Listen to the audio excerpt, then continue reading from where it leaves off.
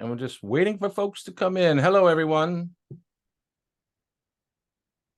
Welcome to Eye on ESI, where we talk about everything once a month, everything related to employment and recruiting and hiring, and trends in the industry. We are joined, of course, by Jared Coseglia from True Staffing Partners.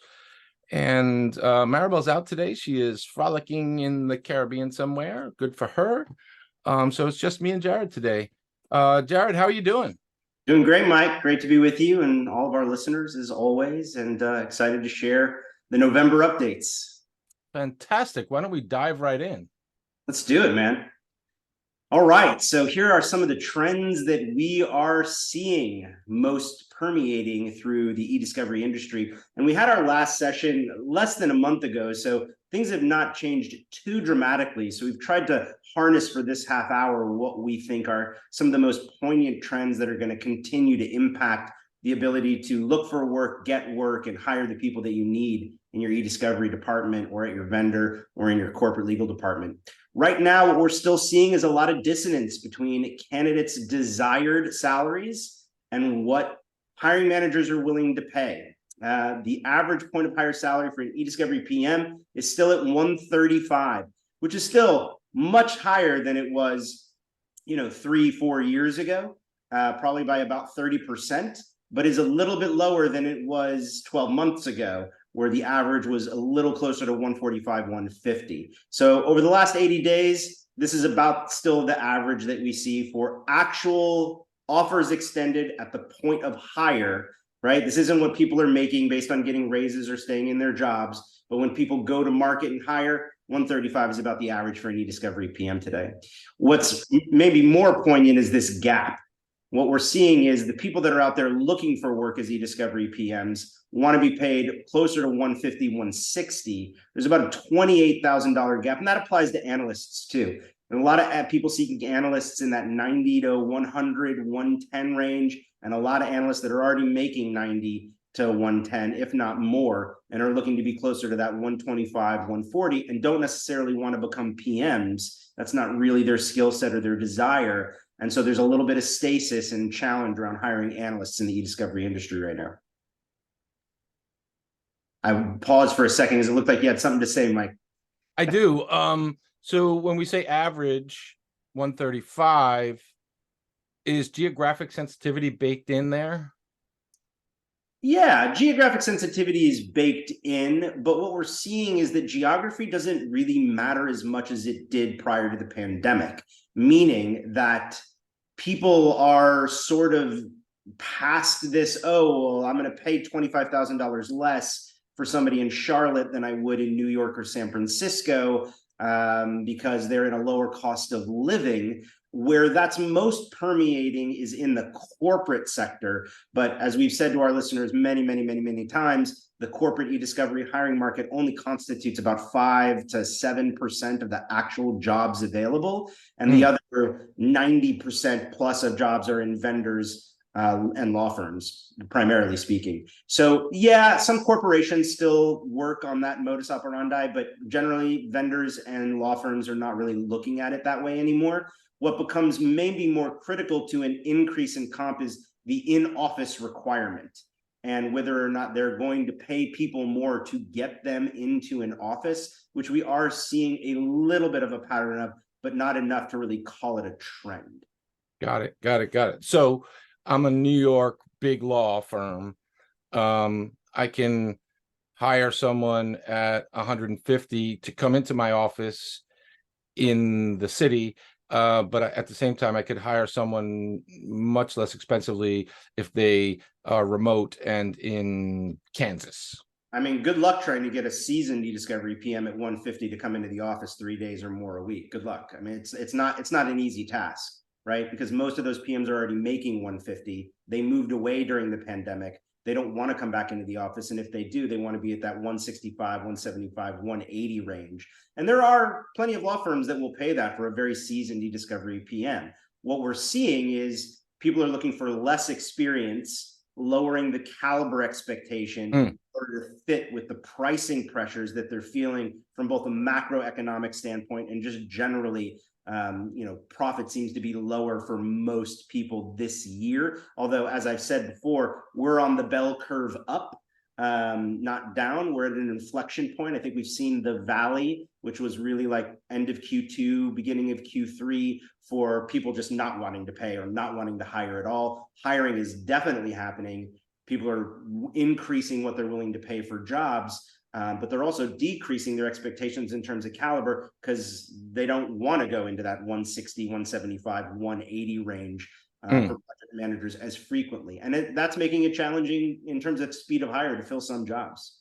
Certainly. And they do this in real estate. I assume we have a similar thought pattern in employment. They say it's a buyer's market, it's a seller's market.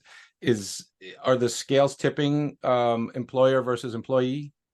It's a little bit of a stasis, man. Yeah. I mean, I don't think real estate is a good comparison because mortgage rates No, are I was just using it right now that like nobody can sell anything, and bankers are going out of business and quitting their jobs, and people are asking bankers to give their bonuses back from last year because it's such a nightmare in terms of the interest rates. E-discoveries, that's not the case. Okay. Right now, where there's really unilateral, sometimes it's an employer's market, sometimes it's an employee's market, really has to do with what you're willing to pay, what your return to office, in-office requirements are. As we'll show you in a second, and as we've said for many months now, a fully remote e-discovery position of any level of stature within the ecosystem can get filled in less than 30 days. As soon as you've got 3 to 5 days office requirement, that can extend to 90, 120, sometimes 200 days to get the right person, depending on what you're willing to pay and the caliber of talent that you really need. Fascinating. All right, what's up next?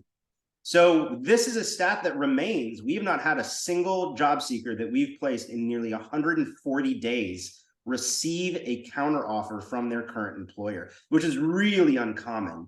And I think that speaks to the macroeconomic challenges that lots of employers are facing. And I think they're taking the stance of, you want to go? Go. We'll find a replacement, or we'll put that work on our existing employees. That's one less person I have to think about firing if my budget approvals don't get through, or I get downward pressure to find ways to cut staff. And staff is usually the first place people cut, right? They're not going to be able to cut their software licenses. They may cut some other things, but headcount is the biggest line item on expenses for any business, Sure. e-discovery or otherwise.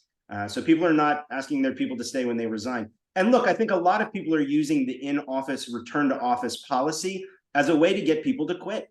It's not necessarily because they want everyone coming back into the office. Some companies want people to quit because they won't stand for the policy change. And that's a really good way to get people to quit. The number one motivator for job seekers for the last 2 years and running has been working remotely from home, or greater work flexibility to work from home. And as long as that stays the number one motivator, it's also the easiest way to get people to quit and look for other work, is to make them come. And we talked about this in our prep a little bit, Jared. Is this ever going to change? My opinion is that it's not going to change. I don't think we're ever going to go back to a 5-day-a-week normality expectation where people are saying, oh, well, if I want to work, if I want to change jobs, I'm going to come into the office 5 days a week because that's what everybody's doing. I just don't think that's the case. The norm is going to be, at least in legal, probably a 2 to 3 day work requirement. And people are going to use a fully flexible remote opportunity as a way to be more competitive to attract and retain talent. And we've seen it. I see it in job postings all the time. And never before have I seen like one of the job requirements is it's either says it's remote or in office only, or whatever. And I've never seen that before. And I just was wondering if it's ever going to change. And I don't think so. This is the new normal. Yeah, and I think the hybrid is the way, right? I think hybrid is where most of the jobs will land, yes. But as we've said before, the difference between a 3-day in-office requirement and a 2-day in-office requirement increases the amount of job seekers that you can explore by almost 50%. So there's a significantly broader population of e-discovery professionals who are willing to come in 2 days and are not willing to come in 3. Yeah. Great question in the chat. How is it that technical people in legal can say whether they will go in the office or not when even attorneys at 4 out of 5 law firms are having to go back at least 3 days? I'm not sure I understand the question. Well, it started with how, that's the question part of it. So, I mean, just to unpack that a little bit, like, so I think that a technical person isn't client facing, isn't in sort of learning mode. They're, if you are managing data, managing systems, managing things that don't sort of touch people, and you have a phone or a chat or Teams or Right. Slack or whatever you're using, you're able to pull that off more easily. Whereas I think a practicing lawyer, particularly new and young lawyers, they need to be in the office to learn from the senior lawyers. They need to be in the office to meet with clients. They need to, there's a client facing component there that's very different. That's just my take. I don't know what your thought is. Well, certainly the senior attorneys feel that way. That much is definitely true. I think it's an issue more of what I would consider to be equity, right? It's an equity issue. Why are some people going to be beholden to one set of rules if we're having a firm-wide or company-wide requirement, whereas other people will not be beholden to those same rules, which is in some ways very ironic because law firms have always sort of traditionally been criticized for having a class system where lawyers are held to one set of expectations and staffers are held to another. But in an effort for equity, I think, or perhaps their strategy is to try to get them to quit. We're seeing that kind of unilateral return to office policy that does not separate itself between attorneys and non-attorneys.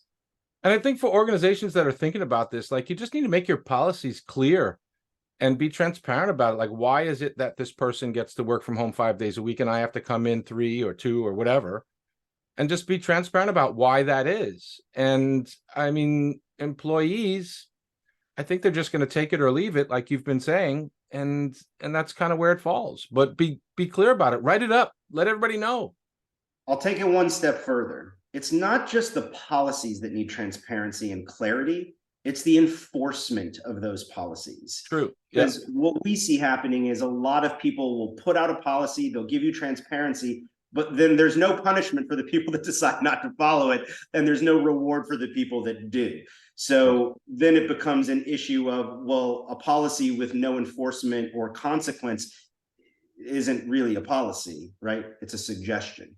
Well, I mean, I would push back just a little bit in that I see firms saying bonuses are going to be tied to physical presence in the office, which is interesting form of blackmail, I suppose. But I haven't seen that so explicitly, but it is an interesting form of, I'll use a kinder word and say financial incentive. yes, incentivization. But I think the reality of things are people should not expect big raises this year unless they're getting them for individual performance. With the macroeconomic state of the world right now, I think you're going to see people significantly decrease the amount of bonus potential that is shelled out to employees, regardless of what industry that you're in. Yeah. Okay. All right. Let's move on in the interest of time here. Yeah. So last thing, the analyst job is the hardest one to fill. That's where we see this $28,000 gap in desired versus willing to pay most prominent. And we're finding that, you know, a lot more analyst jobs are popping up where they're not expected to be incredibly client facing. And we're also seeing a pretty high demand for Relativity 1 skills. There's a lot of people that are moving to Rel 1, but there's not the same corpus of available talent at the technology level that have had vast amounts of experience wielding Rel 1 versus Rel Prem. And that's creating a little bit of dissonance in the marketplace. When you go to buy someone who's a Rel 1 expert, they're going to command a premium in the marketplace. Interesting. And so I wanted to take a minute and just talk there about titles for a minute, because, you know, there's been a title dispute, frankly, for 20 years. Sure. And we talked about this a little bit in the prep, and I was like, does it matter what we call the job titles? Isn't it's more about the functional role, is it not? I mean, we've got analyst, we've got specialist, we've got PM, we've got, I mean, pick your title. I mean, yes and no, Mike. Yes and no, right? There are very few PMs that are doing the job of an analyst and are being called a PM. Now, there are probably a number of analysts that are doing the job of a PM being called an analyst, but it doesn't really go the other way. the way we've always articulated it and the way we see patterns in job descriptions and responsibilities relative to title are an analyst is generally not customer facing or attorney facing and is generally not expected to be highly consultative about the breadth of the EDRM.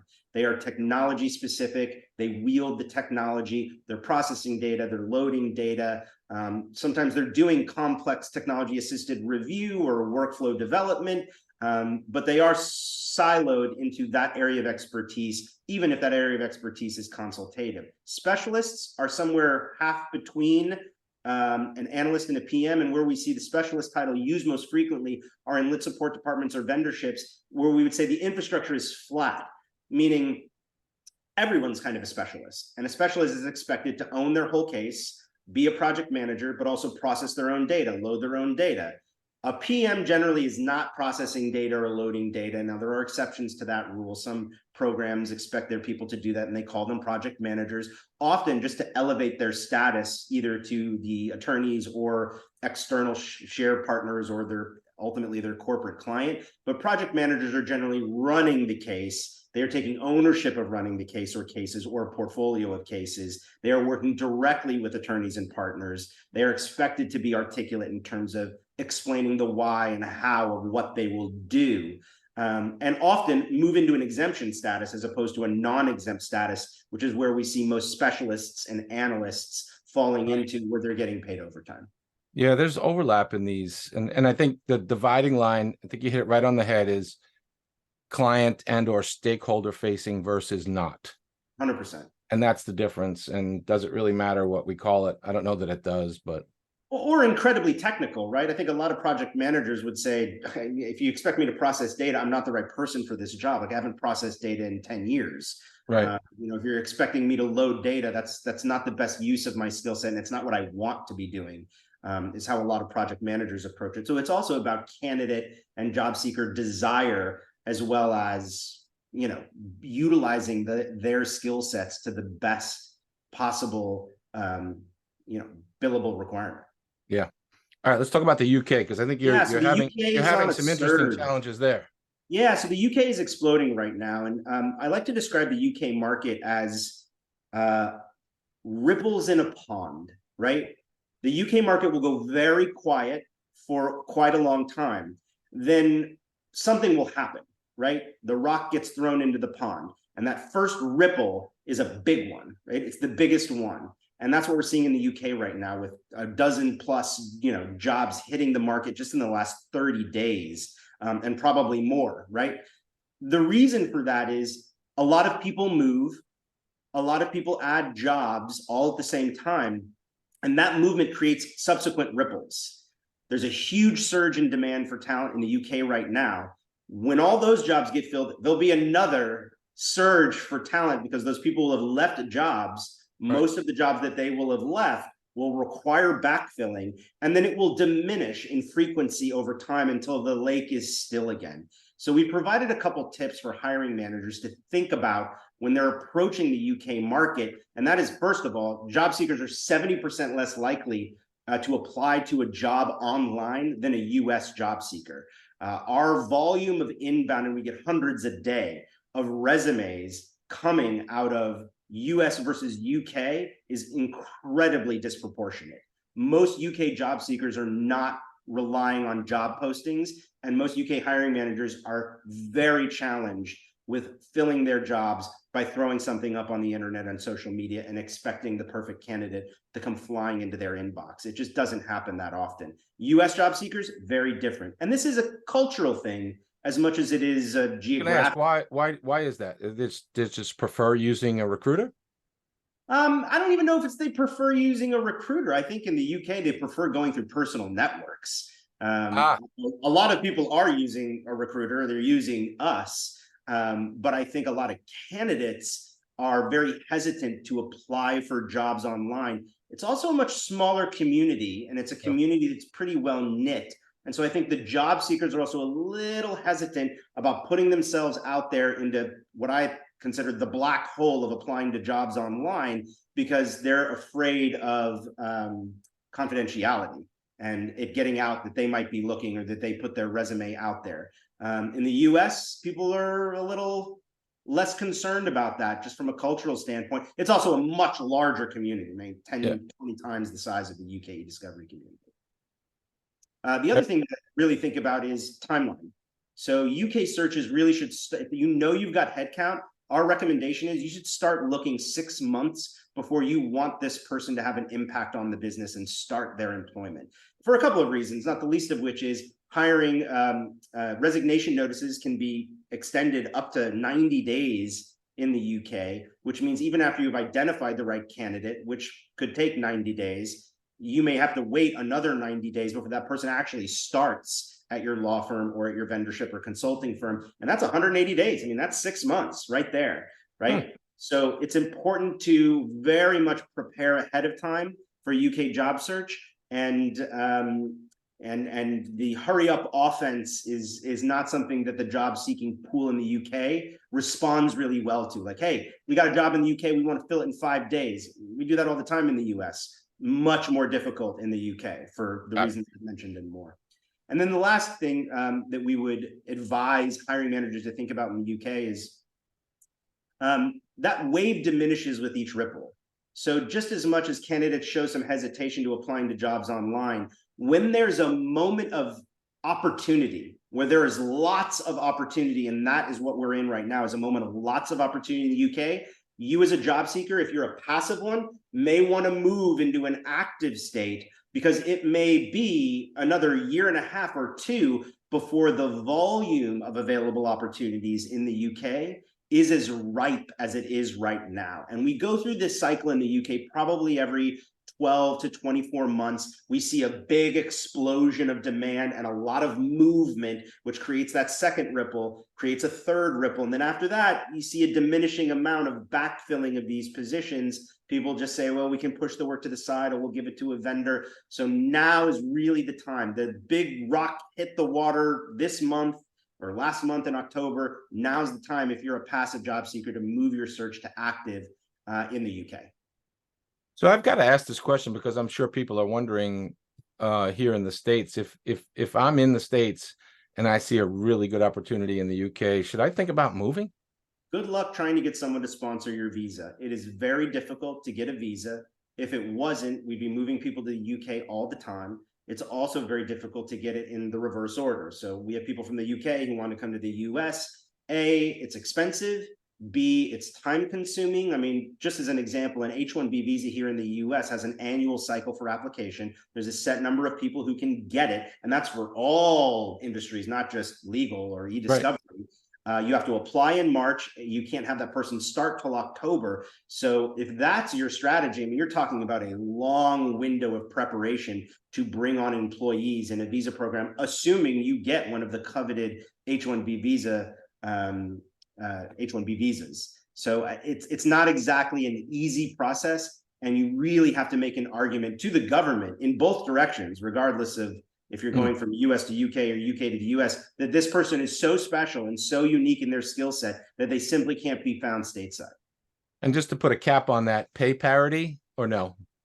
Yeah, there's a little bit of a pay parity. The problem with the UK is because it's such a smaller market, there are less shades of gray. So as people start to move up into a salary bracket that is not the mean of the industry, it becomes more difficult for them to make moves because people just are looking at, salary data and saying, oh, well, 135 is the mean. That's what I'm willing to pay. But the problem is people are making more than 135, which is why we give the other stat if there's a $28,000 gap. Right? If you want a really strong project manager, you really need to be thinking about 150 to 175. If you're willing to lower your caliber expectations, you could probably get someone in the 125 to 150 range. Fair enough. All right. What do our monthly stats look like, Jared? Yeah. So speed of hire hasn't really changed.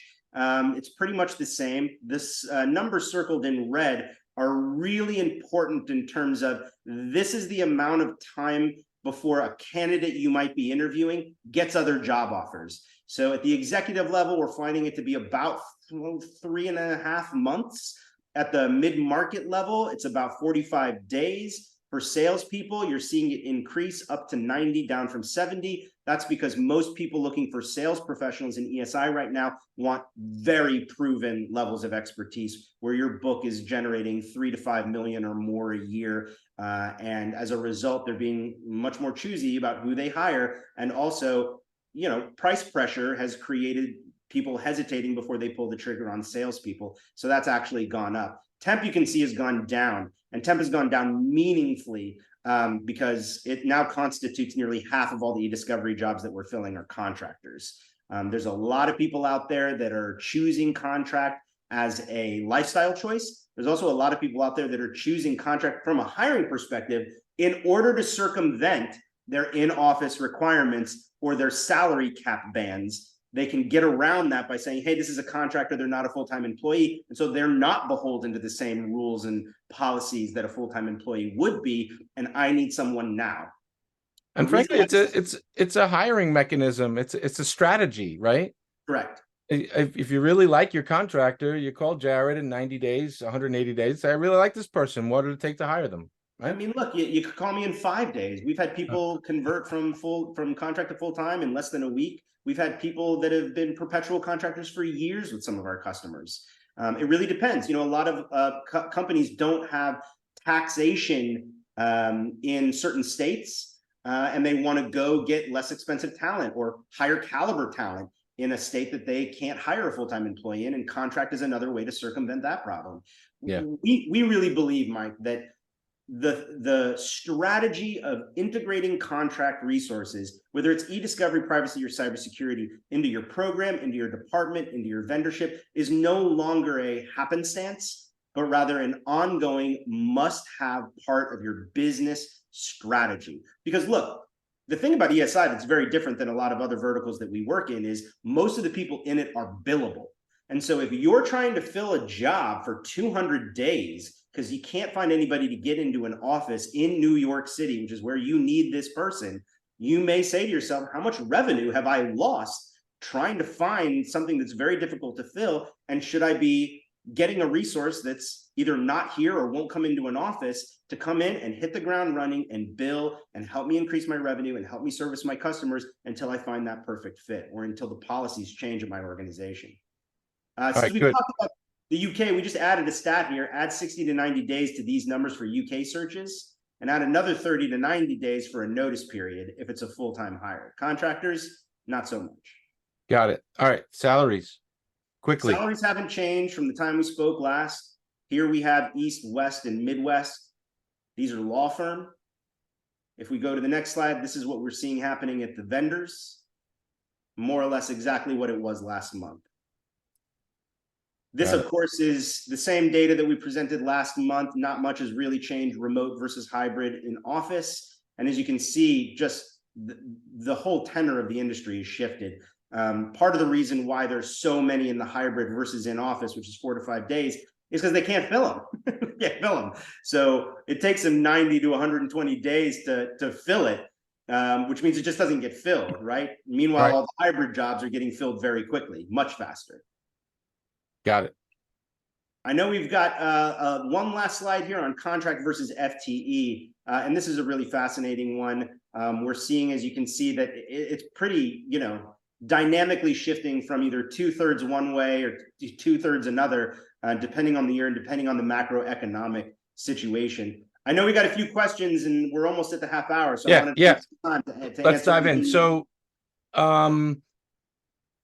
quick synopsis on government hiring and e-discovery. Yes, so a lot of government agencies are good places for people to go that don't have relativity skills. A lot of government agencies are using other tools besides relativity. A lot of them are using relativity, but a lot of people who don't have relativity and are using an iPro or a Recommind or a CasePoint are struggling to get the bulk of the jobs in the industry because the #1 requirement is generally relativity skill sets if it's a relativity shop. So looking to the government is a good place to go to look for that opportunity if you're not a relativity user at a very deep level. Also, if it's a federal government job, most of them are requiring you to be in office. There are some third parties that are not requiring that, And those are very coveted positions. If you can go work at a 9-to-5 comfortable government job where there's not a lot of overtime or expectation of it, where maybe they're not a relativity shop and they'll let you work from home, we are seeing those loosen up a little bit in order to fill positions, particularly around issues related to cryptocurrency. We're seeing that a lot of federal litigation and SEC litigation around crypto. I mean, if you've been watching the news, you know what's happening with that space, and a lot of litigation that is coming to the forefront. Brinkman, I think, is going to get sentenced or not sentenced in the next couple of weeks. And I think that'll be a real indicator of how much more litigation you can expect in that segmentation from the government. What are you hearing from Canada quickly? Canada is, quiet as usual. The volume of opportunities probably pales to the United States by 100 to 1. When we do see opportunities in Canada, people really want lawyers in e-discovery jobs. That would be the trend that we've really seen over the last 6 months, is a lot of Canadian job searches around, I need an attorney in this position, or I want an attorney in this position. So if you're an attorney who does a lot more than doc review and is working left in the EDRM, there's good opportunity for you around the corner. There's just not a lot of it. Is it possible a company will hire someone with very little experience if they're willing to come into the office? No, not really. Okay, fair enough. Because they can't get the other people to come into the office to train them potentially. So no, I mean, it is a catch-21 trying to break into the business in some ways in a down economy. And also there's a dissonance between a lot of attorneys that want to become e-discovery professionals, wanting to be paid like attorneys, but wanting to do the work of an analyst. And there's dissonance there too. Okay. And one of our regular attendees asks about a slowdown for the holidays. What are your thoughts? Yeah, I don't think there's going to be a slowdown this year. The slowdown has been Q1, 2, and 3. So we're not experiencing a slowdown. We're the busiest we've been all year. We're not quite as busy as we were in 2022, to be completely honest, but that's really more a dynamic of macroeconomic pressures that are affecting the job market. I don't think we're going to see a slowdown. What we'll see an uptick on, if you want my honest opinion, is on contract hiring, because people are going to be away on vacation. People have been banking a lot of vacation. Christmas falls on a Monday. New Year's is on a Monday. People are going to take that week off. My business certainly is. We gave that as a gift to our employees. And you're going to see people say, well, I still need to keep the doors open. I still need to keep the lights on. Who do you have that can work for me from Thanksgiving to, maybe end of January? We have a big uptick in contract demand right now for that specific reason. All right. Closing thoughts, my friend. We're over time, actually. Yeah, it's great to be in this industry. It's a healthy one. I think that even as the general macroeconomic employment market continues to soften and dip, which is what the federal government wants in order to lower interest rates, which is what everybody wants out there, we will not be as dramatically impacted as other industries. That's the good news. So it's a great time to be looking for work in e-discovery. There's more work out there now than there was in the first half of this year. Don't hesitate to reach out to me directly or anyone on my team. We're happy to help. Fantastic. All right, everyone. Thanks for joining us for Eye on ESI. We'll be back next month with the latest trends and hottest topics. We'll see you then. Thank you.